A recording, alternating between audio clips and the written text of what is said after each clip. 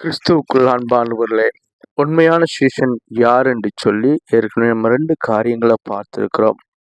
இன்னைக்கு 3வதாய் நாம் பார்க்கும் பொழுது, யோவான் 8ஆம் அதிகாரத்தினுடைய 31வது வசனத்தை நாம் வாசிக்கும்போது, இயேசு தம்மை விசுவாசித்த யூதர்களை நோக்கி, நீங்கள் என் உபதேசத்தில் நிலைத்திருந்தால் மெய்யாகவே சீஷராய் இருப்பீர்கள் என்று சொல்லுகிறதான ஒரு அழகான ஒரு வேத வசனத்தை இந்த இடத்துல நாம் தெளிவாக வாசிக்க முடிகிறது.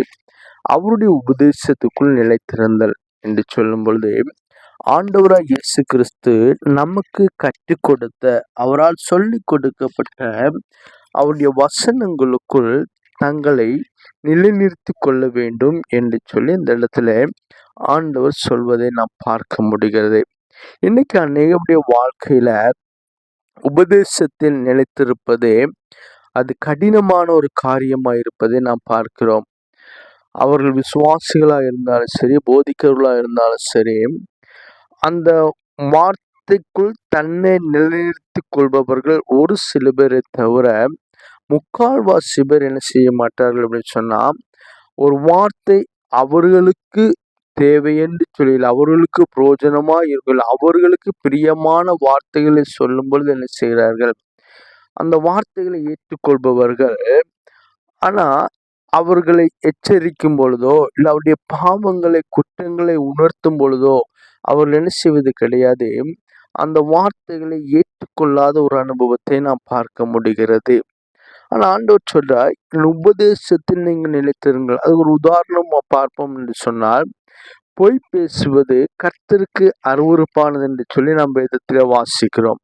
10 கட்டளைகளை நாம் வாசிக்கும் போது, பொய் சொல்லாதிருப்பீர்களாக என்று சொல்லி வேதம் நமக்கு சொல்லுகிறது.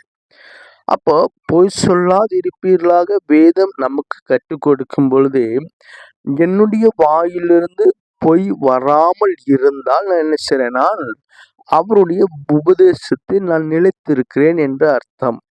ஆனா கர்த்தர் சொல்லுகிறார், பொய் கர்த்தருக்கு அருவருப்பானது. ஆனா அதை பேசுகிற விசுவாசிகளுக்கு அது என்ன கிடையாது, அருவருப்பே கிடையாது. அதை பேசுகிற மனிதனுக்கு அது அருவருப்பு, ஆனா கர்த்தருக்கு அருவருப்பானது. ஆனா மனிதர்கள் இன்னைக்கு என்ன செய்கிறார் என்று சொன்னால், பொய்யை பேசக்கூடாது என்று சொல்பவர்கள் கூட இன்னைக்கு அநேக பொய்களை சொல்லி மனிதர்களை தன் வசப்படுத்துவது மட்டுமல்லாதபடிக்கு மனிதர்களை பாதாளத்துக்கு நேராக என்ன செய்கிறார்கள், வழிநடத்தி கொண்டு போயிருப்பதை நாம் தெளிவாக நாம் பார்க்க முடிகிறது. இப்ப ஒரு மனுஷன் பொய் பேசக்கூடாது என்று சொன்னால், அந்த மனிதன் பொய் பேசாமல் இருந்து மற்றவர்களுக்கு அதை போதிக்கும் பொழுது என்ன உண்டாயிருக்கும், அது மற்றவர்களுக்கு அது கிரியை செய்கிறதான ஒரு அனுபவத்தை பார்க்க முடிகிறது.